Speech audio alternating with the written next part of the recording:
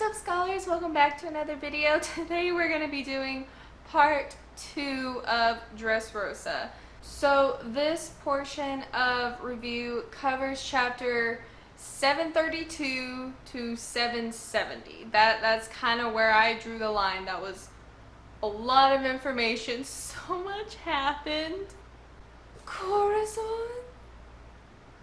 When I tell y'all I was bawling my eyes out for Corazon, how dare they make me fall in love and really love this character who I already knew was dead.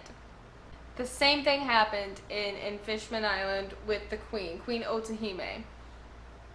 I knew it, but I still fell in love with her character. It happened again with Corazon. This arc is ridiculous. It is turning into one of my favorite arcs. And I am just blown away by all the work that's been going into it, like character-wise, plot-wise, reveals and twists, character moments. It's all been great. So let's go ahead and get into it and start this review because I got a lot to cover. So where we're starting, the battle is still happening in this Coliseum. Sabo has taken Luffy's place as Lucy and is fighting in the Coliseum, but it's Rebecca's turn. She's still fighting in her block with all of her competitors. And while that's going on, the plan that the Tontatas and the Soldier and the Straw Hats have kind of put together starts to happen, and they're off setting their plan in motion as Usopp and Robin and the Tontatas are going underground to like the secret area where Sugar is so that they can confront Sugar. Where we subsequently get one of the best moments in the arc, but I'm not there yet. And I love that this entire time as the plan is going into action, Doflamingo is heavily underestimating the Straw Hats. He is not concerned one bit. He thinks that they're gonna be handled. He still thinks Luffy's in the Coliseum. He has no worries. He's like, oh, I've done my part. I've done what I could to keep them under control. It's handled. We don't have anything to worry about. They don't know about Sugar. They don't know about these entrances. It was so funny to see him get humbled and humiliated because he underestimated the Straw Hats, was just exactly what he said he wasn't gonna do in the last part of the arc when he was talking about how, oh, well, others have been burned because they underestimate the Straw Hats. And here he is underestimating the Straw Hats. I think it's hilarious and I love it. I don't like Doflamingo. He is a fantastic villain. He is a great villain. Probably the best villain in One Piece so far. But I don't like him. I understand his backstory and I understand how he kind of turned into, to an extent, I understand how he turned out how he did. But I don't like him. He is cruel and manipulative and just psychotic with his actions, how he treats others, and this idea of family that he has is, it's so messy because on one hand he does value them, but at the other hand they could be replaced in the drop of a hat should they do one mistake or make one wrong move or anything like that. Dofi is a great villain, and he's a very, very complex villain, a very complex character, and I can appreciate all of this about him, and I like all of this about him, but I don't like him, and a lot of my hatred for him sprung from Law's backstory with Corazon, and just Law's backstory in general, and how he was using the kids and trying to groom these kids to become whatever he wanted them to. Sir. Yeah, okay. A lot of my hatred for Doflamingo comes from the backstory with Corazon. I didn't like him beforehand. I could readily admit that he's an awesome villain. He is a great villain. But I already did not like him because, as I said in Marineford, Doflamingo is a villain that people can relate to, people can understand. And that is the scariest type of villain to have, is one you can understand. You can see the monster and understand the monster, understand how he became a monster. That is the scariest type of villain to have, and he has turned out to be what I thought he would be, but so much worse than I thought. However, I still don't like him, like, personally. I cannot bring myself to like him. I just can't. Very, very deep dislike in my heart for Doflamingo, and it's not going away anytime soon. Even after knowing his backstory. There's just... I can't. Okay. Moving on. I do think it's funny that Doflamingo underestimated the Straw Hats and it got him burned. It's so funny. Because I don't like him, and because of how clever he is as a villain, it makes me chuckle that Luffy, of all people, someone who doesn't really plan things out but just goes along with other people's plans, is the one to thwart him like this. It just makes me giggle. It makes me chuckle. So you get Frankie going in front of, I can't remember what I think it was the factory. He's going in front of the factory to create this distraction, while Usopp and his group are headed towards the underground tower. And Usopp and Robin end up getting disguises from the Tontatas, who beat up one of the officers or two of the men who come and find them. The Tontatas beat them up and give Robin and Usopp those disguises, which I think is great because they needed those disguises, and it helps aid their plan. Back in the ring, I'm gonna kind of talk about the tournament in like its own segment here, because there's a lot of back and forth and a lot of like switching places and everything. So right now I'm just gonna take the time to just dish out everything that happens in the arena, in the tournament. So Rebecca and them are fighting. Cavendish has this alter ego that like destroys everybody in his wake. And I think it's so funny, and his alter ego just like takes care of business, but Cavendish himself passes out because he has to be asleep whenever his alter ego comes awake, which reminds me of Zenitsu from Demon Slayer. I love Cavendish. He has been a total treat in this arc, and I absolutely adore him. But the only ones who have stayed awake and stayed standing through his alter ego's attack is Rebecca, and she wins her block, therefore putting her and Barty and some of the others into that final competition. And that's where we get to see Sabo shine for the first time. And he has like these dragon claws, and his grip strength is just like next level ridiculous. But as you know, everybody's fighting, Rebecca comes across Diamante, who is their like one of the champions to fight against them. Diamante is the one who killed her mom, and he sits there bragging about it, and it shakes her to the point where she's like crying and saying, "I'm so angry, I can't even move." Like, she has so much pain and anger inside upon hearing those words that she cannot even move. She cannot even fight. It makes me so mad, but also the conclusion of that confrontation later on is so satisfying.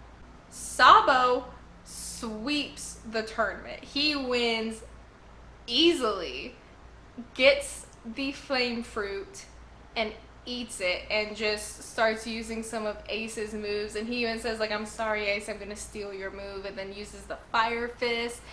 And he's so cool. And then Koala shows up with his outfit, and he puts on his old garb and everything, and announces himself as the chief of staff. Like, he's a chief in the Revolutionary Army. I don't remember his official title. Hold on.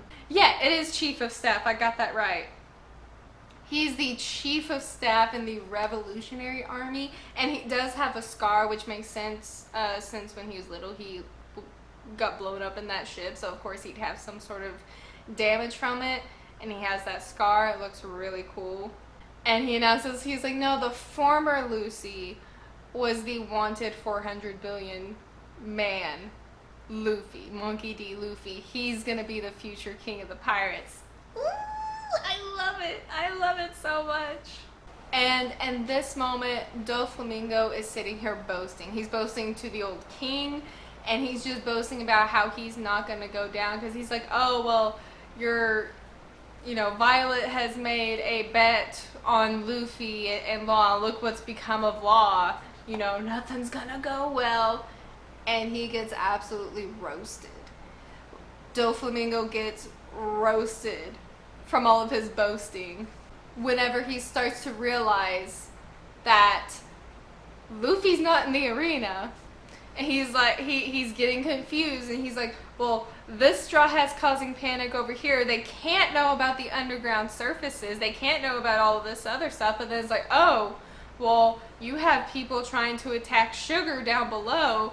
And he gets word that Luffy has infiltrated his little palace thing and is on his way, and he starts getting so angry because he's been tricked. He's been bamboozled. It's his turn to be tricked this time.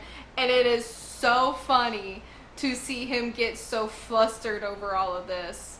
And he tries to recruit Fujitora to help take down Luffy. And I have so much to say about Fujitora. His role in this whole arc is so interesting to me. From him saying that he wants to aid Dressrosa. He wants to help Dressrosa through this incident, but he doesn't want to help Doflamingo because he recognizes that Doflamingo's been up to some shady business, and he doesn't want to support Doflamingo in any way, shape, or form. And then his whole idea, he wants to dismantle these 7 warlords. I honestly want to see him try. I do. I really, really do. I think that would be really interesting. But then, on top of that, there's so much with Fujitora. I'm gonna get into it with like detail later. But just like his whole situation of how he starts the fight and how he fights with Sabo, to his decision in like the middle of this arc to leave, and then at the very end him betting on Luffy. Fujitora is a character I am quickly loving. A Navy character, Navyman no less, that I am quickly loving, which I can't say anything against Navymen anymore because Corazon was one and I love him. But he has a huge role in this arc, and none of his moves were what I was really expecting from him, but I love his character. And then one of the oddest fights in this arc is Frankie versus Senor Pink. If y'all watched the read with me, y'all saw my reaction to the later half of their fight. They fight each other twice. One in the beginning where Frankie kind of gets hurt because of the situation. And then later when they're actually fighting and they're just being so weird. They're so weird. Like, these two are just, they need to relax. They would be best friends off the battlefield if they were on the same side, but they need to relax. They are so weird. I mean, like I said in the read with me, I hope Frankie wins. It looks like he might, but I need him and Senor B to just stop. They are very, very weird characters. But you have those two fighting. You have Luffy getting help from Viola. And I love that whole thing, how Viola's trying to find out ways to be sneaky, and Luffy just like launches himself to the top and like pulls it up. It's so funny. I love their infiltration. It's very, very rambunctious, which is totally in Luffy's wheelhouse to do, and poor Viola is just kind of swept along with it. Doflamingo, while all this is happening, Doflamingo just increasingly gets confused because nobody's where they're supposed to be, and then he's getting angry because of all this infiltration, and people know things that they shouldn't, like sugar, and that implies that they know like the true darkness of what's happening in Dressrosa, and he doesn't like that. And we get Zoro versus Pika part 1 of 3 so far, where he just tells Luffy and Viola to kind of go ahead, and he's going to handle it. So he does, and then as Luffy and Viola are going up, Luffy ends up saving the soldier who is Kairos, this legendary gladiator of Dressrosa. Luffy ends up saving him because he's still a toy at this point. Luffy saves him from being killed, and the three of them start making their way towards Doflamingo because Soldier wants to take Doflamingo down for obvious reasons. That is when we get Kairos' full backstory, that he was a criminal, a ruffian, in his words. He was this criminal who was found by the king and given a second chance. He was put in the studio. He was put in the Colosseum as a way to use his skills as a combatant, as a fighter for good, and he continued to win, and he won, and after over 3,000 wins, the king offered him a position to be a knight of some sort. And I love Kairos' perspective on this because at first he's like, nobody's ever gonna see me as anything other than this monster, than this criminal. They're not gonna see me as human. And he says he'll be known as a murderous beast for the rest of his life, and he just wished that everybody would forget about him. However, the king had a different idea for him, and he gave him this position, and that's where he meets Scarlet, Lady Scarlet, the princess, and Viola's sister, which I had it confused. I thought Viola was Rebecca's sisters. Viola is Rebecca's aunt. Viola was sisters with Scarlet. I got that cleared up now. Scarlet did not like Kairos at first, and she definitely let him know her feelings. It kind of like made me giggle. It was like a classic enemies to lovers. Like, she hates him at first, but then eventually falls in love with him. I thought it was so funny. It was so cute. I love how at first she was so adamant against him not being around them. She's like, you're not allowed to like come close to us. You're not allowed to touch either one of us, no matter what the circumstances. And Kairos was just like, okay, I won't do anything. When Scarlet is kidnapped and he ends up fighting and getting her back and saving her, and he's like, oh my gosh, I'm sorry, I didn't mean to touch you. And then she like, it's so funny because in the panel it literally just says glomp as she like hugs him. It's so funny, and she's crying and saying, oh, I'm sorry. And then that's the moment like she really like shifts her perspective on her, and they start to fall in love. And the king fakes Scarlet's death so that she can no longer be a princess, but live a happy life with Kairos away from the palace. And they get married and eventually have Rebecca. And Kairos sees the palace burning when Doflamingo attacks it, so he goes to try to figure out what happened. He ends up losing a leg trying to defend the king, trying to help the king, and he gets turned into a toy, and everyone forgets him, including his wife and child. And that's when he eventually finds Scarlet in the streets, and that's when she is killed in front of him. And that's when he goes to Rebecca to raise her in place of his mother, even after realizing that she doesn't know who he is and she doesn't remember him. And it's so freaking sad and devastating. I was so worried. I still am to an extent. I am so worried for Kairos. I want him to live. I want him and Rebecca to stay united, to live happily ever after, to have the life they were supposed to have before Doflamingo came in and ruined it. I want them to live together happily. I love Kairos' story. The kingdom's backstory with this incident, like I talked about in the last arc when we were first learning about the incident of what happened in Dressrosa, It's so tragic, but I love it so much. It adds so much to these characters that we're meeting, and it adds more to Doflamingo and his role in all of this as well. But back in the underground tower, they're trying to get to Sugar, but this snotty guy, I think his name's Treble, he's always by Sugar. He's kind of Sugar's guard in a sense, and Robin comes up with a way to trick him into leaving, saying that there are some pirates causing trouble and that he needs to go sort it out. So he ends up going with, I think it's even a copy of Robin because of her powers, her devil fruit powers. She tricks him into leaving, and the Tontatas go to try to attack Sugar, and it doesn't work completely. They're trying to put this little spice ball in her grapes so that it'll shock her and she'll faint.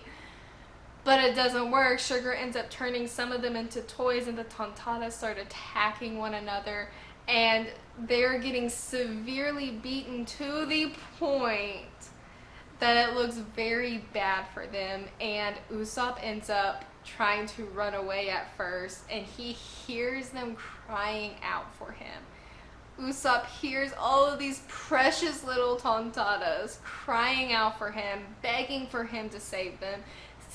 They have absolute faith in him, in Usoland, that he would never abandon them. He would never let them be killed in vain, that he had a plan. He's this great hero, and he has a plan to save them. He's gonna come through for them. And Usopp is trying to run away, and he keeps hearing this over and over in his head.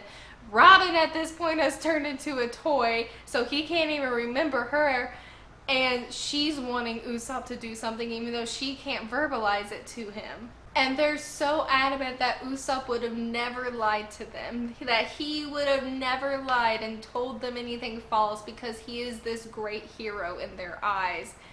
And Usopp finally just cannot take it anymore, and he turns around and he shows back up to them, and he tells them, he's like, I did lie to you.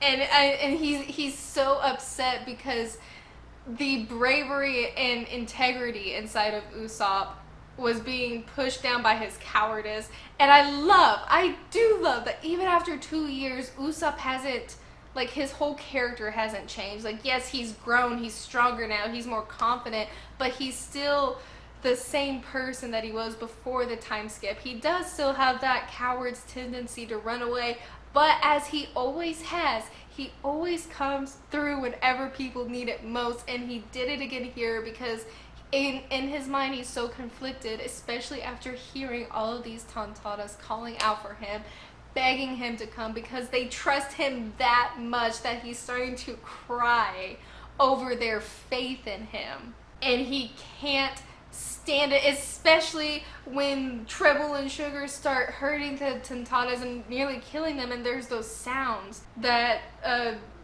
snotty guy says is the Tontata death scream, and Usopp is hearing them over and over in his ears, and he's getting tormented by it. And he finally shows up and he says, I'm no legendary hero. I'm a sniper of the terrifying Straw Hat crew. My name is Usopp and I am a pirate. Makes that declaration so bold and so proud. And he keeps saying, he's like, no, I did fool you. It's your fault for believing me every single time. He says if I didn't come back, they would have waited for me until they died. And then he says, as thanks for their trust, I'd rather risk my life and go out with a bang. Wouldn't that make me look better? And then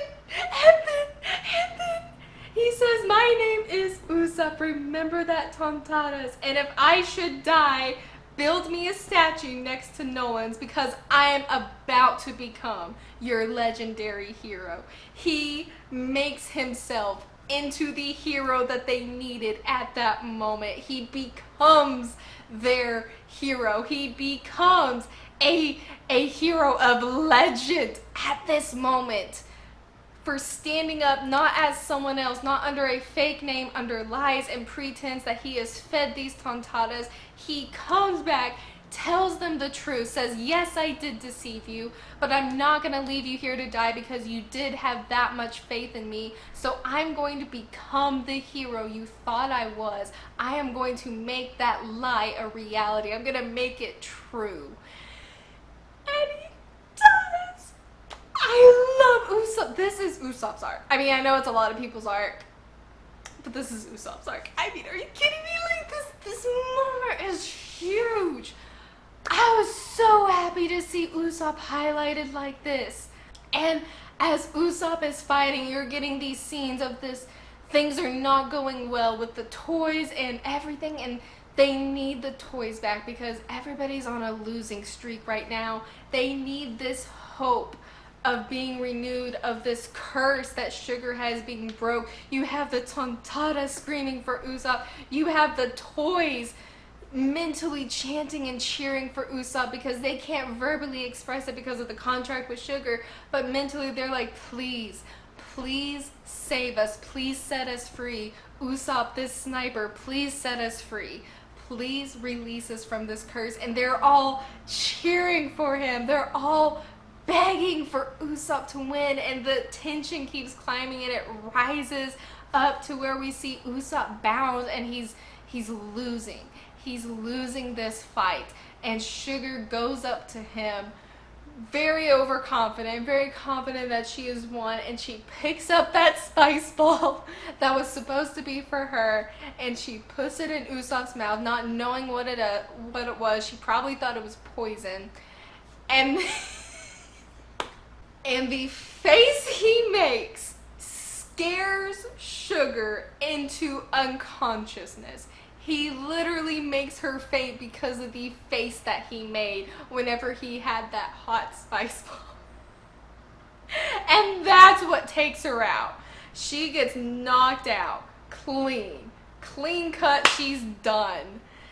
And all of the toys start turning back to normal. Not just the toys in the factory where they are, everywhere. And everybody's memory is starting to return, and they remember what Doflamingo did, and they remember their family and their friends and everybody who has disappeared from their lives.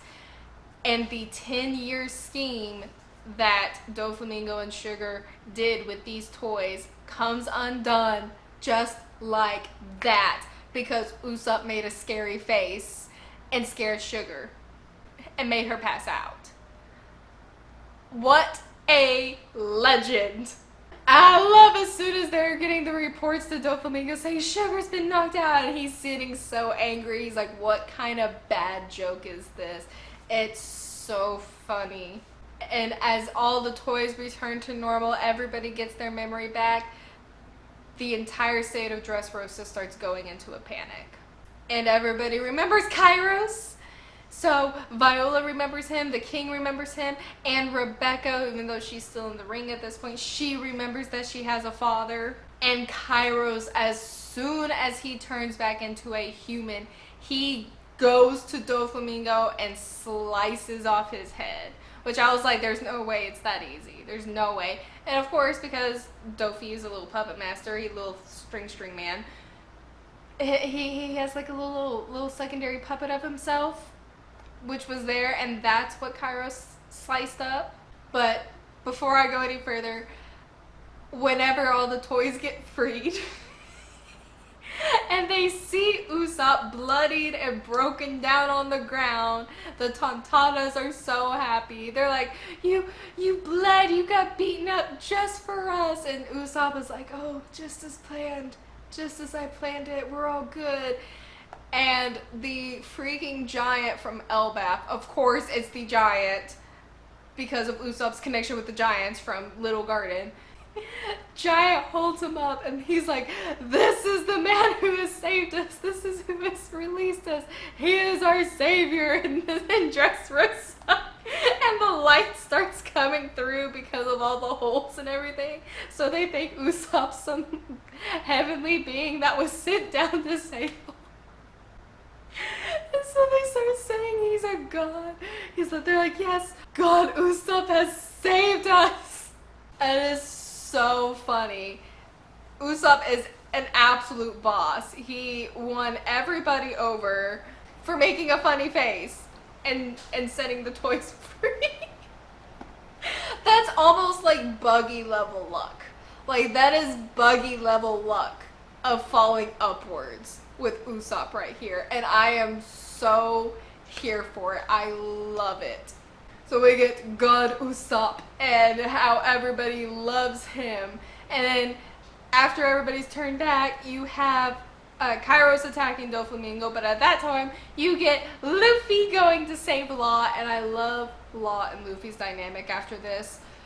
It's so funny. Law's like, why did you come back? Our alliance is over. If you let me out of this thing, I'm gonna kill you. And Luffy is just completely ignoring him, trying to fit the key in, and him and Viola are being careful because neither of them can touch the Sea Prism Stone, and they're ignoring Law, and it is hilarious. It's so funny that Law several times says like, oh, I'm gonna kill you, I'm gonna kill you. And Luffy just doesn't take him seriously. He just continues doing whatever he's doing and not even listening to Law. And it is the funniest thing. I love their dynamic throughout this.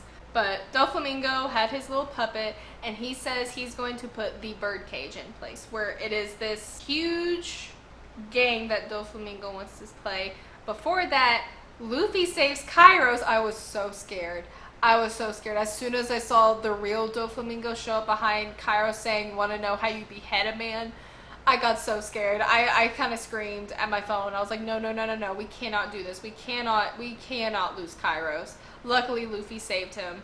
And then Doflamingo uses Birdcage to trap the entire kingdom where nobody can get in and nobody can get out. And he uses his little parasite thing to control some of these people to make them start attacking each other. And then he decides to make it all a game, saying, oh, well, if you take my life, game over. I'm in the palace. I'm not running or hiding, which if you're in the very top floor of the palace and it's really hard to get to you, you're kind of running and hiding, but that's besides the point. But then he's like, oh, well, there's one other way for this to end. I'm going to give you this list of names, and if you can bring all these people to me, dead or alive, I guess, then you'll get a price for each head. You either have a bounty, it's kill or be killed. And as the game is getting explained from everybody, we're getting all these different people's reactions to it. You get Fujitori's reaction, you get like Robin and all of their reactions, and then you start getting the actual bounties of them. You have all the Straw Hat crew, of course, with varying numbers of stars. I think, and Luffy has 3 stars because he's the captain. And Law, I think, has 3 stars, and Sabo has 3 stars because Sabo made it on Dofi's hit list as well, which Sabo was like, really, me already? Barty is on there as well. I think Viola is on there with Rebecca. And I think it's funny because Barty is so excited. He's been a hoot through this whole arc, and I love him. He's so funny. He has some great comic relief. Barty's like fanboying so hard over the fact that he's on the same like page pretty much as Luffy, that he has a bounty beside Luffy's, even though Luffy's is higher than his. And I love that he gets so excited, and Sabo starts nagging him to stop being so excited. And then when all of the bounties get released, you have Doflamingo having a personal vendetta against Usopp. I was wheezing laughing when I was reading how much Doflamingo hated Usopp. When he says, there's one man who's earned the full weight of my wrath, the very root of evil, who plunged you all into this cruel game of death. Whoever takes him down earns 500 million berries. The price on Usopp's head is bigger than Luffy's bounty. All because he thwarted Doflamingo and Sugar. And it even says Pirate Straw Hat Crew, God Usopp. I think it is so funny. And Usopp's face when he realizes that he has a 5-star bounty while all the others are up to like 3. He's got 5 stars and the biggest bounty on his head, and he is devastated.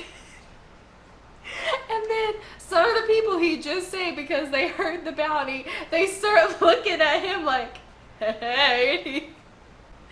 I don't know, in this situation, it makes me laugh so much. It's so funny. Oh my gosh, I love Usopp. So Usopp's pretty much on the run for the rest of this time, except for when he shows up again later in the arc.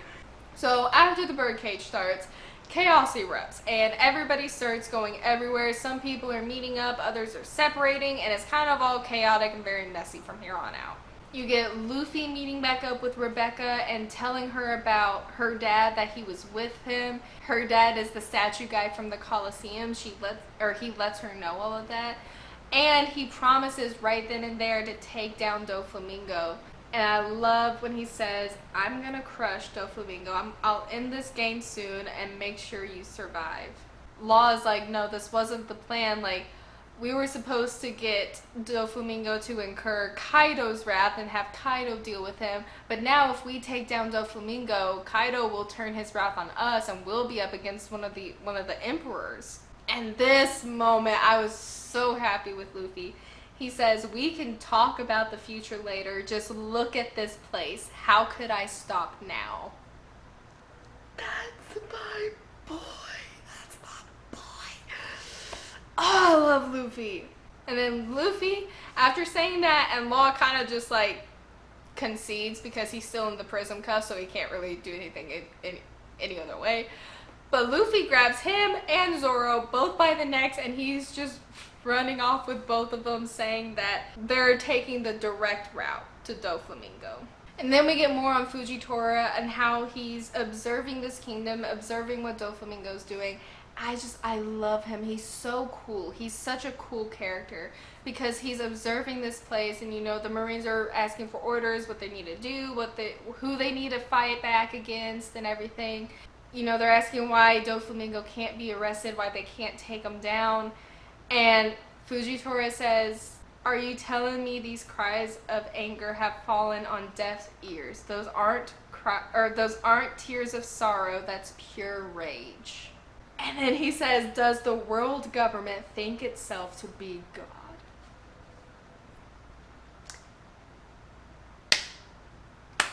Yes, sir! Oh my gosh, he's so cool! And Fujitora has a better grasp on the situation than anybody else I've ever seen. And in the Marines or world government or anything like that. Oh, maybe besides Garp, but maybe. That's debatable. Fujitora has his priorities in mind. He sees the distress of this kingdom, what Doflamingo has done to this kingdom and to these people. And even later on when he's fighting Sabo, he says, we do not have the right to be heroes to them now because they've allowed Doflamingo to do this for so long. It wouldn't be right for it to be the Navy who stops him. So he allows the people to reclaim the kingdom on their own. And in the midst of all of this chaos, he sees that Straw Hat, that Luffy, is going for Doflamingo's head. He sees that these people are enraged with what is happening, what Doflamingo has put them through, and he takes the bet and decides to leave it to them. I love him. It seems like he's for actual justice. He's a very, but I can't quite pin him down yet, but I think he is. This is my assumption right now.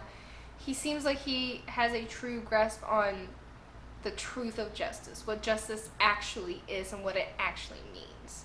But you have Doflamingo's officers, they're all talking about what they're going to do, and then we get back to Law and Luffy.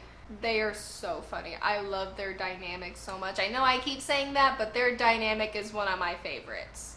Law and Luffy is one of my favorite Straw Hat, non-Straw Hat dynamic. Luffy ends up landing in like the middle of a fray, and he's like, ooh, we're in trouble. And Law's like, if I ever get out of these handcuffs, I'm so going to kill you. It reminds me of Luffy and Zoro's dynamic, and when Zoro and Luffy were first getting along together and they were kind of figuring each other out. Like, there were several times that Luffy would do something and Zoro's like, I'm so gonna kill him one day. This totally reminds me of that dynamic with Law and Luffy because it's I don't know why, it's just so funny. But then Pika shows back up, and because he has like this ridiculously high-pitched voice, Luffy ends up laughing at him, which is supposedly a taboo thing. You are not supposed to laugh at him. Pika ends up trying to attack because Luffy laughed at him. And then we get Zoro versus Pika Part 2, which is like another quick fight between them where Zoro is still trying to figure things out with how Pika works and like his devil fruit works. And then we get Law, Luffy, and Cavendish. The banter in this arc has just been top tier. The dynamic and banter between these characters has been top notch. I've enjoyed every bit of it that I can't stop talking about it. Like Cavendish trying to attack Law because Law is part of the worst population. He's like, give me back my popularity. And Luffy's like, no, you can't do that. He's part of my crew. And Law's like, I am not. But Cavendish no longer wants to attack Luffy because Usopp has saved him, so he has to repay the debt. And Cavendish wants to take down Doflamingo himself. Their whole dynamic is funny. And I love that everybody starts arguing over who's going to take down Doflamingo. And at first Luffy's like, no, I'm going to do it. And then Cavendish is like, no, let me do it. And then Law's like, no, I want to do it. And Luffy's like, no, I said it's my job. I have to repay Rebecca for buying me food. And Law's like, this started over food? I'm telling you, the banter in this arc is just perfect. It's some of the best banter we've gotten in a while since, I think at least since post-time skip. And I'm enjoying it so much. Cavendish, of course, gets ignored, and you have all of these gladiators from the Colosseum coming together. They're starting to work together with Luffy because, of course, as always, Luffy draws people to him. And because Usopp is on Luffy's crew and Usopp saved everybody, they're naturally indebted to Luffy because of what Usopp has done for them.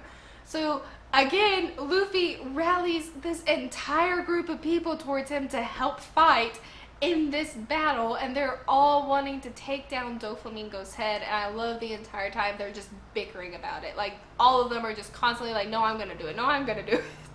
But then Moosey, the little cow, shows back up.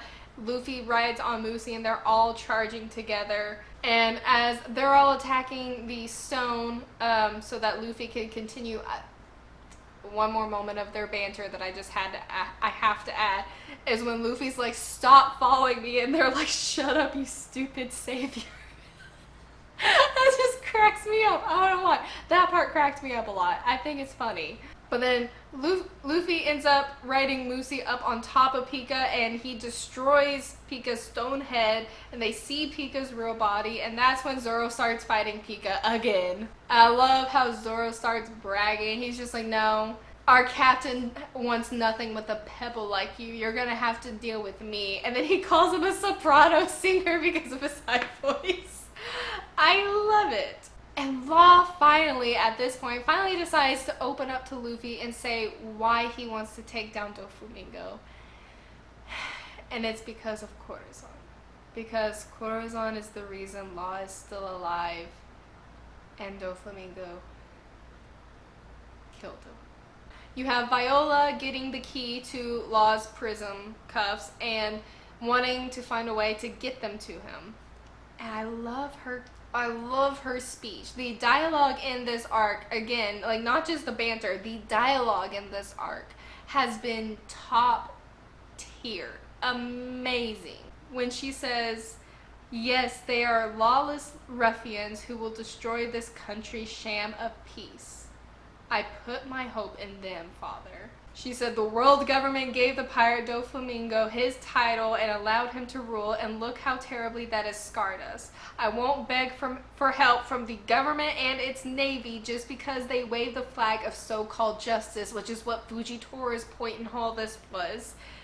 And she says they can't hear the voices of the victims they created. The ears of the elites conveniently tune out the screams of anger coming from our country. At least there is blood running through the Straw Hat's words. There is a beating heart behind their actions.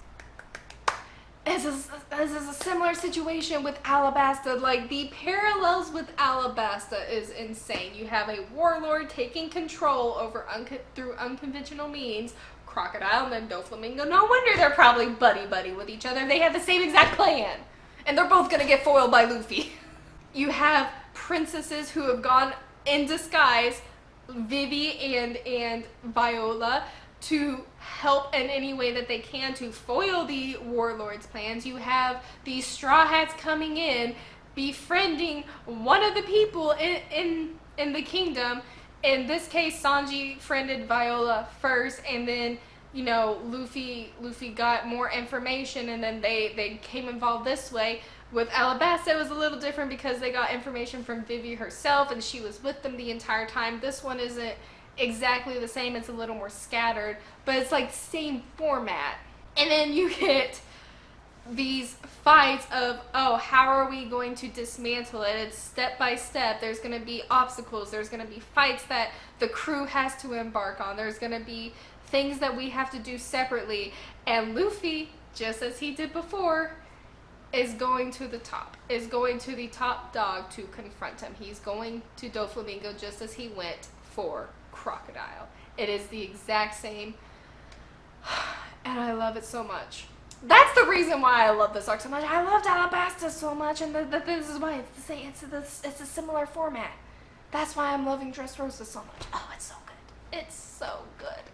And I love that, again, like in Alabasta, Vivi couldn't count on the world government. She couldn't count on the Navy to help them out because of Crocodile.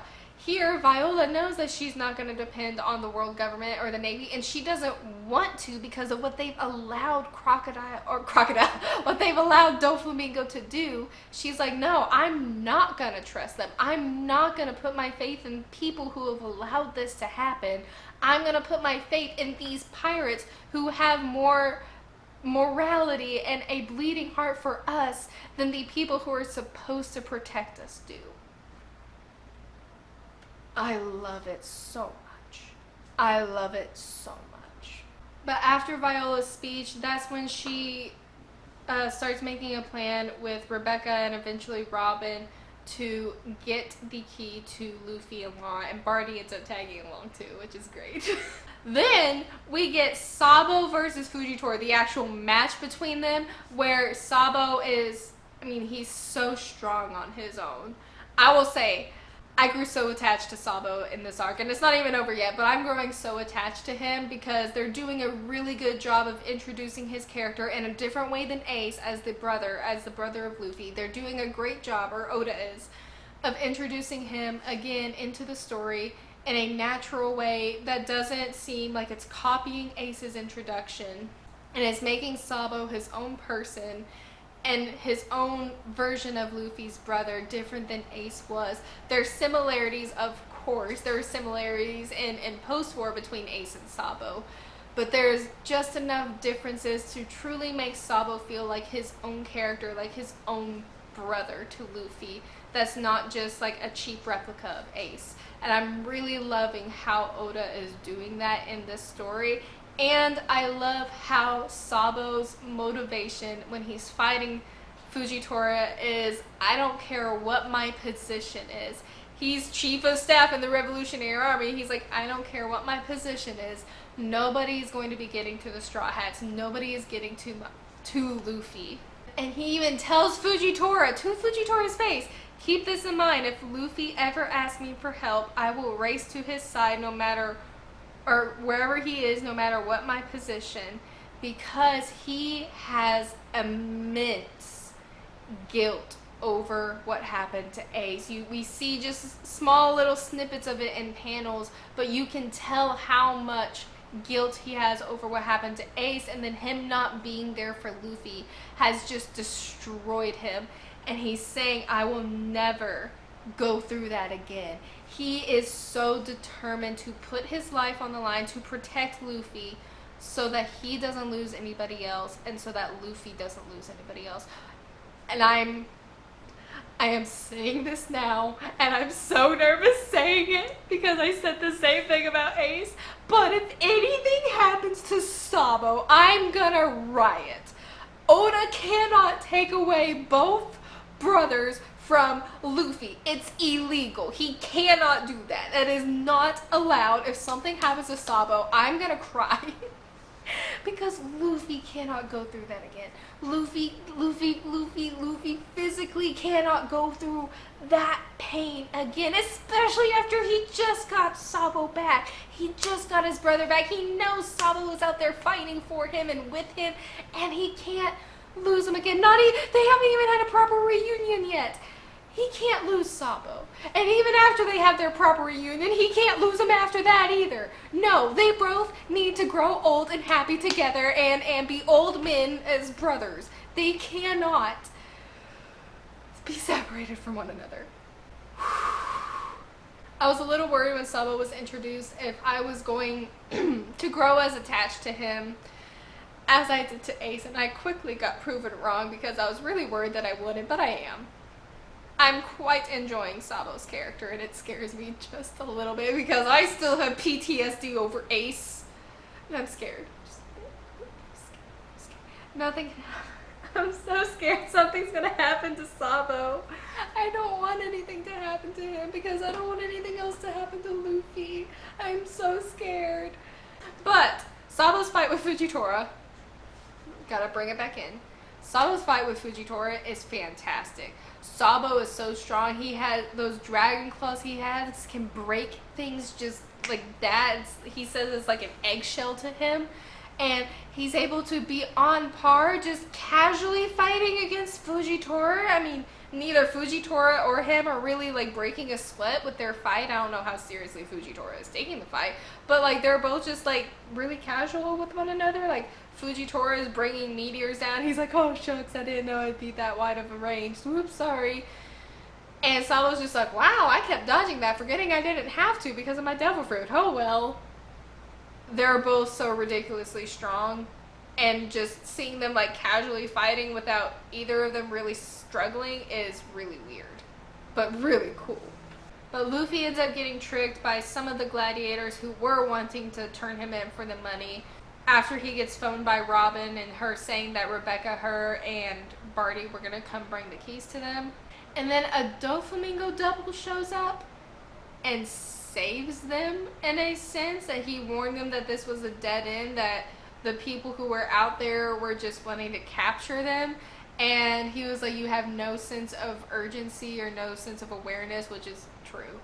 I love how Doflamingo's like, what do you see in him? Like talking to Law, like what did you see in him that made you put all your faith in him, which we got the explanation for in Law's backstory. It's subtle and he doesn't like explicitly say it out loud, but I know why. They're like they're connected. They're connected by a thread.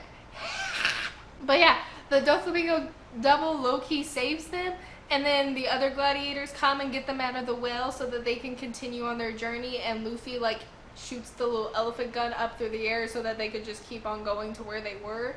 And you have Rebecca, Robin, and Barty flying on the little beetles that the Tontadas gave them, so they're jumping from building to building trying to get to Law and Luffy. You have Frankie still handling Senor Pink over in the factory area. And then we get the first hint of Law's backstory when Doflamingo is reminiscing about it. And Law approached him with bombs all over his neck and all over his body, saying that he wanted to destroy everything because he didn't have long to live.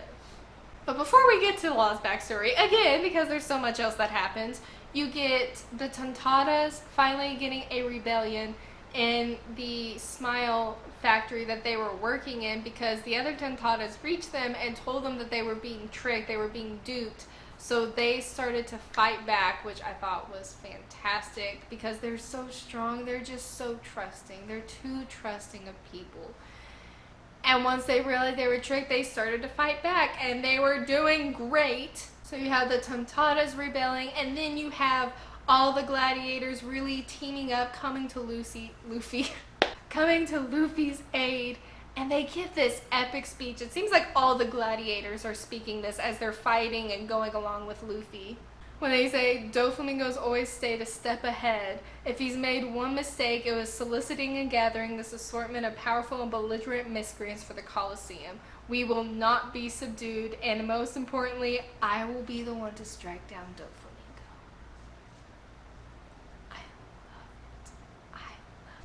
Because they're so united, this misfit band of people that, like he said, have come together to take Dofi's head because of what he's done.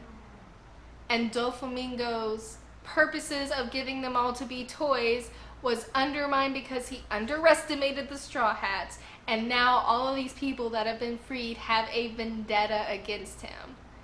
And that's going to be part of his downfall. The storytelling is so good. The storytelling in this arc is just so amazing. Then we get Zoro finally landing a solid hit on Pika and making him start to bleed. He finally is starting to figure out Pika's devil fruit, and I love Zoro's little speech to Pika, and it's great. It's his best moment so far in this arc, and when Zoro is saying it's not just Straw Hat Luffy and God Usopp that you have to worry about on the crew. He says, don't forget this, one day I will be the greatest swordsman in the entire world. I'm on an entirely different level than you. Keep it up. Your time, Zoro, yes! I love that moment. That moment is so good. And Zoro, that was one of Zoro's best moments in this arc because he's finally figured out Pika. He has the confidence and now he's actually enacting it. And it's just so satisfying to see. I love that moment.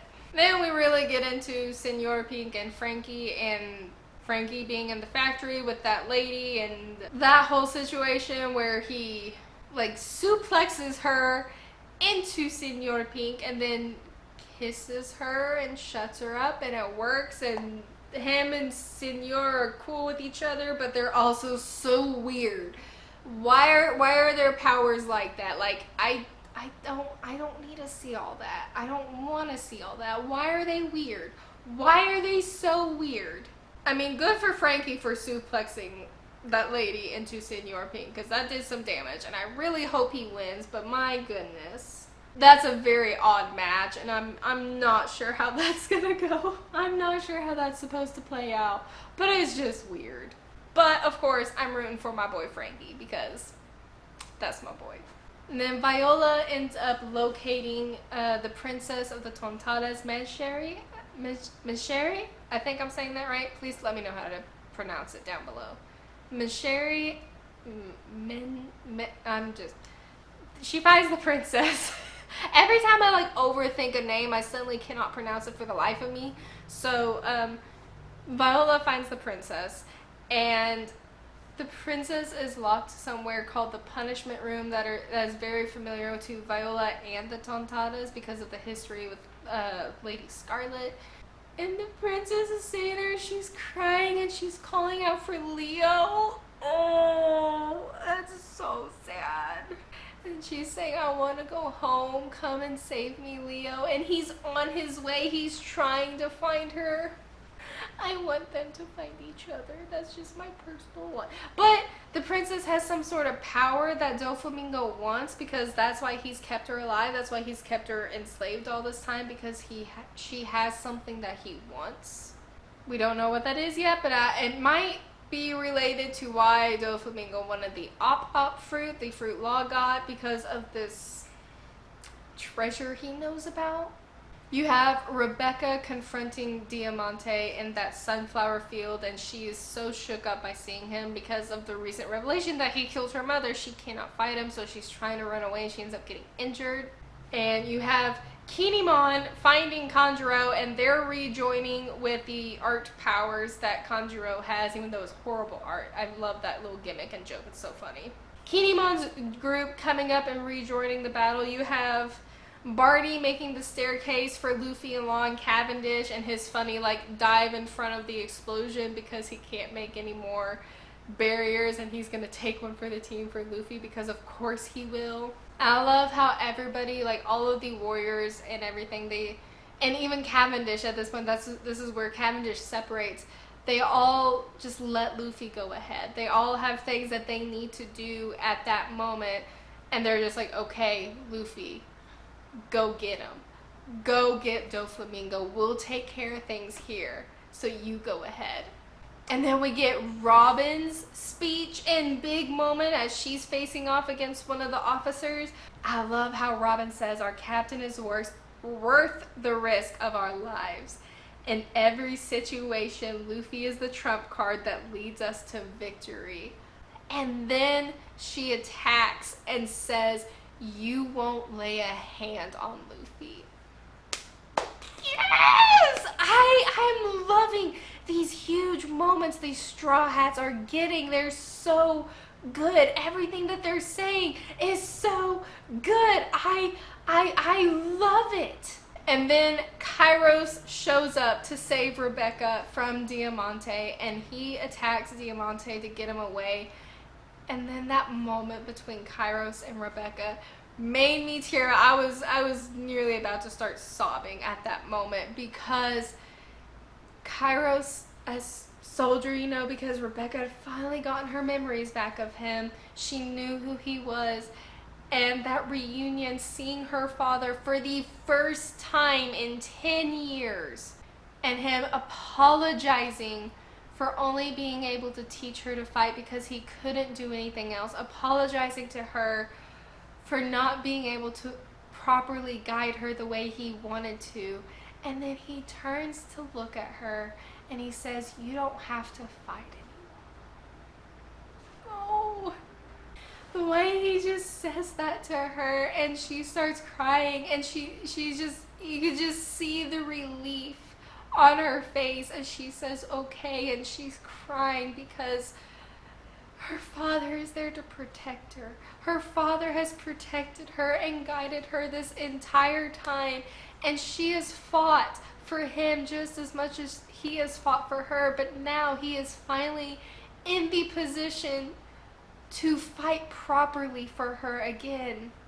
And just the reassurance that from hearing a parental figure saying, "You don't need to fight anymore, it's okay to rest, just leave the rest to me," is so powerful. And especially with their situation and everything that they've been through, and the silhouette on Kairos's face of the soldier in the background when he says that to Rebecca is so powerful, especially when he's saying that Diamante, he will not do it again. Diamante will not take anybody else from Kairos. He is bound and determined to keep Rebecca safe. He's determined to keep her alive.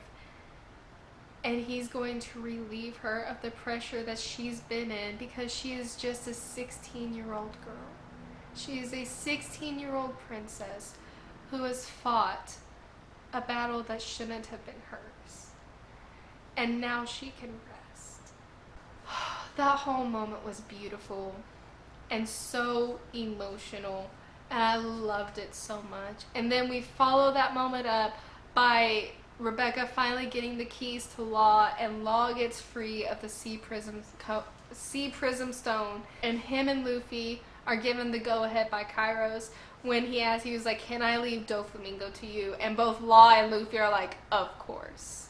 But right before it, I love this moment, right before Luffy and Law leave to go to Doflamingo, Luffy takes the time, even though they're in the middle of this war, this huge battle, he takes the time to kneel in front of Rebecca and say, "Oh, it's good for you, you found your dad. You met your dad." And then when Rebecca asks who he is, and he's like, "Well, it's not Lucy. My name is Luffy, and I'm gonna be king of the pirates." Oh, I love Luffy so much. I love him. Just the fact that he took the time to go out of his way to congratulate Rebecca on this moment of meeting her father when he didn't have to. He knew already how much that moment meant, but he took the time to say, "Good for you.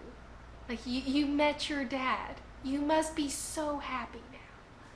But then Luffy and Law go after Doflamingo, and that's when the news comes in that Sugar is awake. And as soon as Usopp hears that Sugar is awake, despite that he's been down and out pretty much through this entire thing and has been kind of trucked around by others because he's been so injured, even though they're being chased still and he's lying on the ground, the moment he hears that Sugar is awake and that Luffy might cross her path, he is up. He is up, and that's what spurs him to action, because he... And this moment hit really hard whenever I read it, because he's like, "No. If Sugar touches Luffy, we're gonna forget about him." And he starts going to action. He says, "I can't stand the idea that our comrades would disappear and we would never even know it. and he's so determined to stop her again, this time so intentional for the sole purpose of protecting Luffy. And even though he's so far away, they're miles away from each other from what it looks like in here. Like, they can barely glimpse the palace with the naked eye, and Usopp still is just like, I'm gonna take her down from here. The determination, the sniper king that Usopp is, says, no, I'm gonna take this shot and I'm gonna make it. And he says, I'm a sniper and backup is where I shine. I shoot down the enemy by surprise to protect my people. And that's exactly what he does. He's like, Luffy, I don't want to go to the seas without you. I can't go without you. And I love that, especially after Water 7 and Emmy's lobby, and even post Emmy's lobby, everything that Luffy and Usopp have gone through together, and then hearing Usopp's determination and his fear saying, I don't want to go without you, hits so differently. It hits so hard. And then as Usopp is getting all of these ranges, and he's getting his Kabuto ready, and he's getting Viola's inside because of her eye, and he's aligning things with hers, with her speculations and everything, and he's judging the tailwind and all of that, and then he shoots it, and the first shot was just like a preliminary shot, and then a booster goes off that propels it even further, and he has observation haki, because as he's preparing, he's able to see their spirit. He sees through the wall from that far away and sees their spirit. You cannot tell me that he doesn't have observation haki. He absolutely does. He absolutely has haki. It's just untapped potential at this point that comes out when he most needs it, and he needed it in this moment. Haki, he got him. He got him. He got him. I love that he didn't have this huge shot to like take her out or anything. He literally shot a replica of what scared her the most, and he's like, this shot is meant to reawaken trauma. And it works. He knocks her out again. He got the shot from that far off perfectly. And then as Luffy and Law continue, he's like, Luffy, you don't need to know. You don't need to know as long as you can keep going forward. Just keep moving forward. You don't need to sweat the details. We'll take care of it from here. And then as soon as Viola says that they made it to Doflamingo, Usopp gets this big smile on his face and he starts laughing.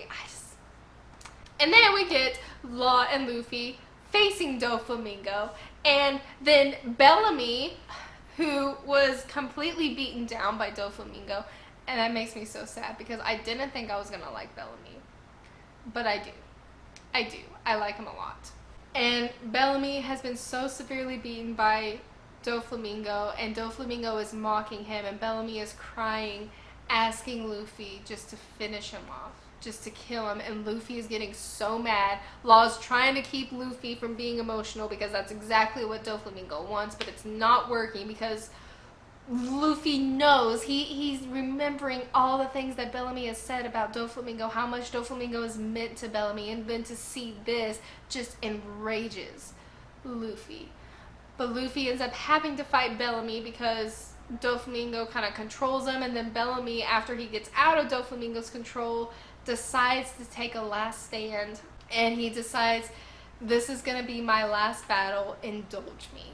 Like, please, Straw Hat, indulge me in my last fight. Like, he is fully intending to die in that fight, and I think it's so sad. I did not expect to like Bellamy, but I do. This arc changed my mind on him.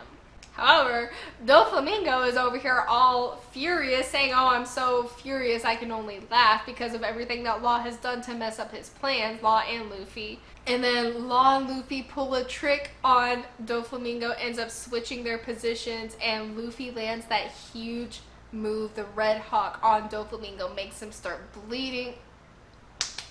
I love it. And then, as they're fighting, and side note, again, the banter is great. As Law and Luffy are fighting, Law's like, Straw Hat, you're the worst. And Luffy is just like, hey, you're in the same generation as me. They're so funny together. They make such a great duo. That's when we get Law's backstory. Doflamingo's entire purpose of having the Op-Op fruit, which is at the center of the backstory with Law, was to obtain this treasure that he knows about, because he has an ace up his sleeve against the world government, against all these celestial dragons. That's why he wanted it so badly. But because Law got the fruit, it ruined all of his plans. And that was because of Corazon. When we first see Law's backstory, he's joined Doflamingo's crew because he wants to just destroy everything. He has the white lead disease from the town he was born in, and it's gonna end up killing him. There's no cure for it. As of right now, there's no cure. Nothing can be done. He's accepted his fate, but because of all the tragedy that has been in his life, he just wants to destroy everything. And that's when we first meet Corazon, who seems like this very clumsy person. He's mute, he doesn't talk, and he hates kids. He was literally trying to get the kids out of Doflamingo's crew by being mean to him. He thought if he was mean enough to them, he would drive them away, but on some kids, it just didn't work. Law ends up not liking Corazon because of the treatment that he is given, because he just thinks Corazon hates him. So he decides to stab Corazon in the back one day, even though it's like a forbidden thing, like you do this and you could die. Law was fully ready to accept his punishment, even though he bought off the kids not to say anything. But Corazon didn't tell. He kept it a secret. And the more we learn about Law, like how he says he doesn't believe in anything anymore, that he has no hope in anything because of everything that he's gone through. Because of the whole situation with the white lead and how it ended up being poison. And of course the world government discovered this but didn't tell anybody. They just let the poison spread through these people, and it ends up killing them slowly, generation by generation. Law being one of the only survivors because he hid amongst a mound of bodies. And he saw his mother and father get killed. This sister that he had so much faith in got killed. The hospital set on fire. The entire town was just completely destroyed to bury this incident with the white lead, to just cover it up and get rid of it. And they say in the end it was by human hands that everything got destroyed. It wasn't just a natural poison that killed everybody out. Humans ended up being the ones to destroy everything. Because of that, and then, you know, Law stabbing Corazon, he thought he would be outed by Doflamingo and have to run and flee or end up dying, but Corazon covered from him. And then we get more of just Law being around the Doflamingo family, like some of the missions that they went through. He learned about the devil fruits as a possibility of something that could save his life. Talking to the other kids one day, Baby 5 asked him what his full name is, and his name is Trafalgar D. Water Law, which he says the D is an alias and Water is a secret name for generations from his family. And then she cuts him off, of course. I'm so mad. So Water, I'm wondering what secret name that is related to, but Law is one of the members of the Will of D family. That is so, no wonder. That's why he has so much faith in Luffy. That's why he was able to see Luffy, see his name, and that's why he's believed in Luffy since Marineford, and even in the Sabo body. That's why he had just so much inherent trust in Luffy, because he's been keeping that secret for so long. But he's one of the Will D members. He's one of the family members, and it's an alias. And then as soon as because Corazon overheard this conversation, he takes Law aside and says, "You need to get out of here. You cannot be around Doflamingo with a name like that." And then of course we learn that Corazon is not immune at all. He's actually an undercover Navyman who's working with Sengoku, who was the Navy Admiral at the time. He was working with Sengoku, but he didn't want Law to know that he was a Navyman because of everything that Law went through, and because he didn't want Law to hate him. And at first he wasn't so invested in Law. He just wanted to tell him to get away from Doflamingo because of these reasons. He has a devil fruit that can silence things around him so no noise can come through. It's like a barrier. And he can talk, so he's been living this huge lie, and he admits this to Law readily, not knowing if Law's gonna rat him out or not. Law's repeated stuff Doflamingo has said, but Law repeated what Korra said to him when he says the D will always cause another storm. He told that to Doflamingo in the first part of this arc, and now I know where it came from. He was repeating Korra's words to him. And then Korra gives some insight on potentially what the will of D is. In one area, the people of the D are known as the enemies of the gods. And if you view the celestial dragons as gods in this case, then perhaps your people's goal is the very destruction of this world. This gives me so many more theories. This gives me so much more information. Oh my gosh. Oh my gosh. And then Korra becomes so protective, even though Law doesn't end up ratting him out. Korra becomes so protective over Law that he ends up taking Law away in search of a cure for Law. And Korra goes with Law to all of these different doctors, and even though Law doesn't want to, Korra still takes him there because he wants Law to live. He wants Law to survive because I think especially after knowing Law's heritage, he feels like Law can make a difference, maybe be one of the ones to stop Doflamingo. But the more time they spend together, the more Korra just gets attached to Law. The first time they go to a doctor and Korra tells them that Law has the white lead disease, the doctors start freaking out and start treating Law as something inhuman, and Law is crying and saying, "See, I'm not even human anymore." And that realization just snaps something in Korra, and he ends up beating them up. He beats up all the doctors, and this process is repeated over and over and over and over again. Every time one of the doctors, refuses Law or acts like Law is some beast, Korra is just beating them up, and it's just this really devastating process happening over and over, and it makes my heart hurt for Law so much, but also for Korra, because he realizes what Law is going through, why Law has so much anger built up in his heart. And then when we get Korra talking to himself, saying that, "Oh, well, I thought I just had sympathy for a kid who's known nothing but pain." But then he says, "When I learned that he was gonna die, I just couldn't take it." And then when he says, "You may have stabbed me, but it didn't hurt one bit. The pain was all of yours," and he feels so bad. And he feels so bad for Law. And Law wakes up after he walks away and he's heard it, and then Law starts crying as well. And then when Law finally starts calling him Korra, the look on his face, he's so happy that he's calling him by his name. Like, you can tell just how close these two are getting to one another. They're like a little found family. Like, Korra was very much like a father figure or like an older brother figure to Law. And Doflamingo's starting to figure out that Corazon might be an undercover agent because of the way the Navy isn't finding them anymore, and he's starting to doubt Corazon, but they need proof. He doesn't want to believe that his brother is ratting him out.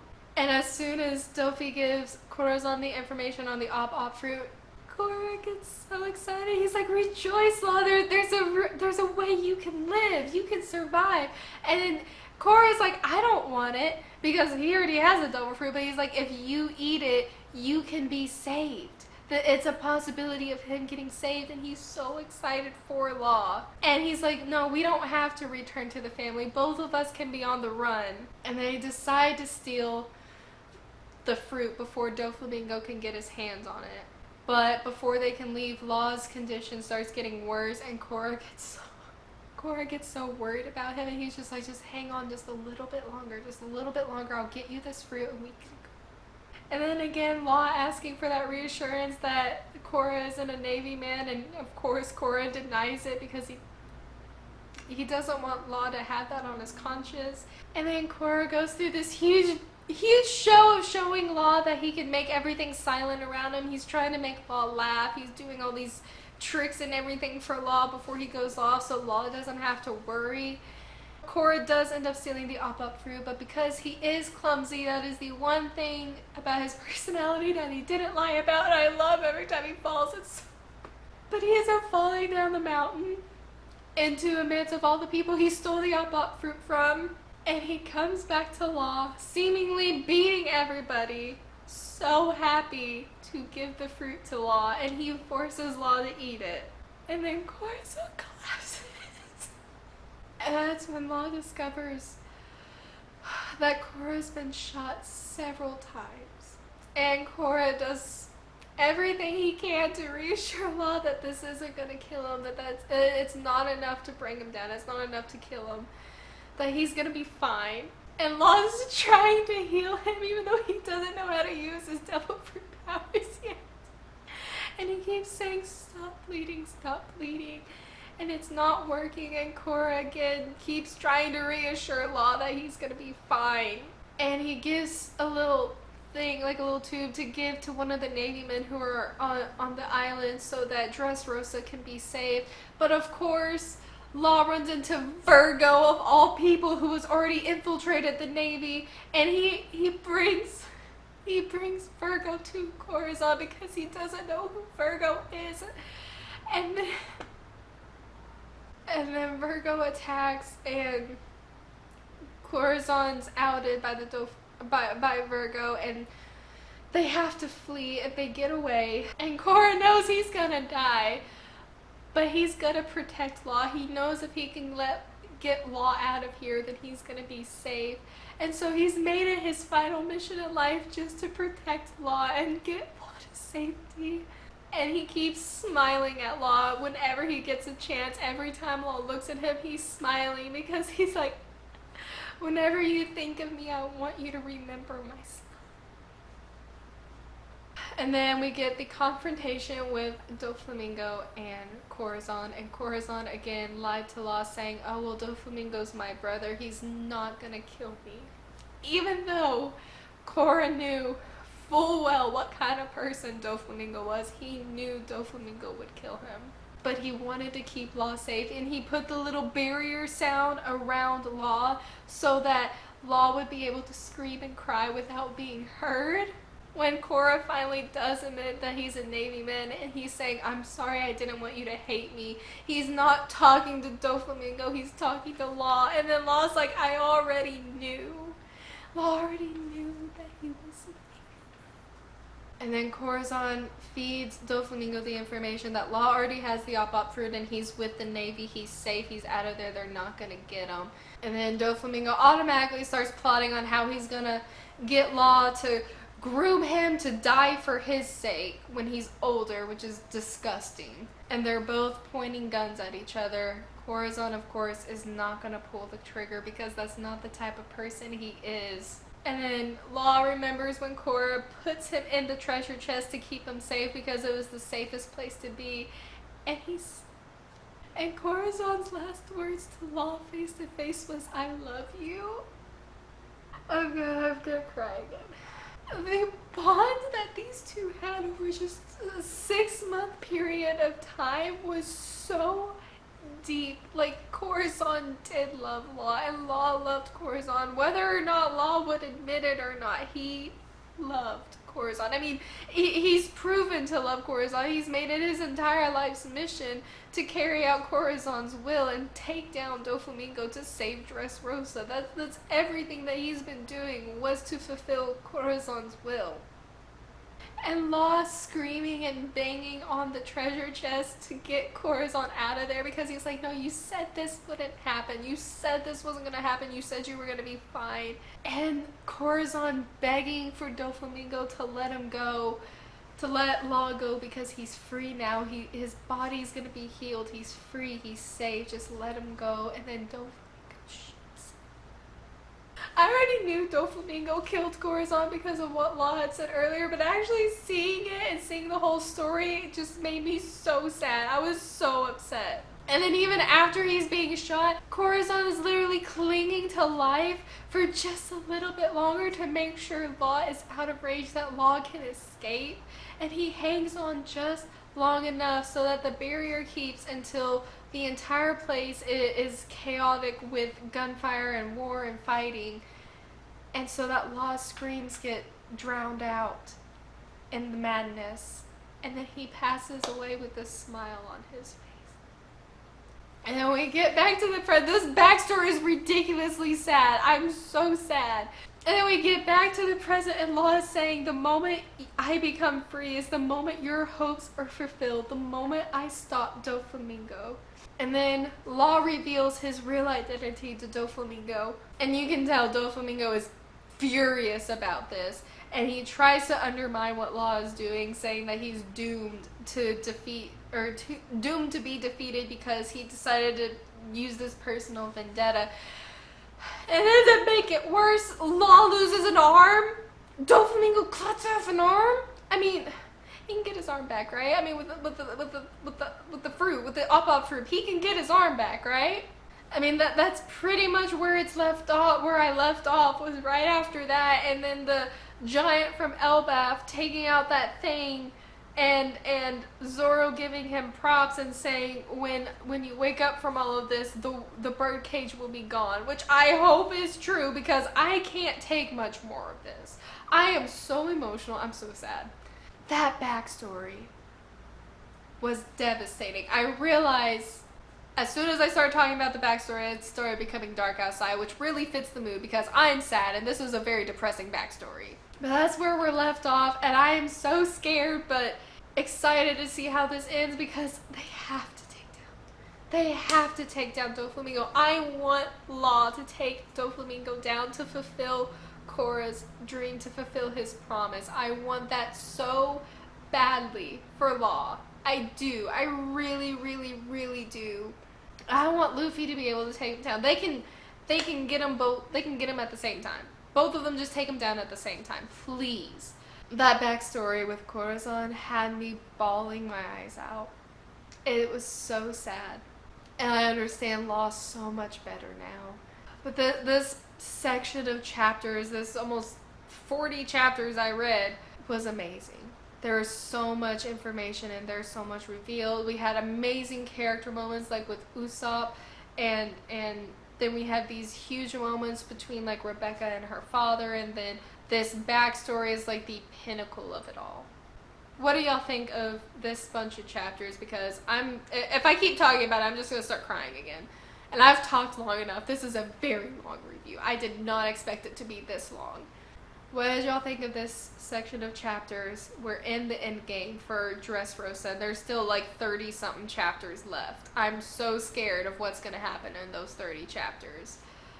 But I want to see Doflamingo go down. I want to see him get taken down. That's my review on this part of Dressrosa. The final part of Dressrosa will be next Thursday, so be on the lookout for that. If you haven't seen my read with me, be sure to go check that out. I did that on Tuesday. If you didn't see part 1 and you're watching this part, go watch part 1. It was posted last week. Other than that, thank you all so much for watching this video. I appreciate so much that y'all have made it to the end, especially because this is a very long-winded review. This is a long one, so if you made it to the end, thank you so much for watching. I appreciate it so much. I hope y'all have a wonderful day, and I will see you next time, scholars. Bye!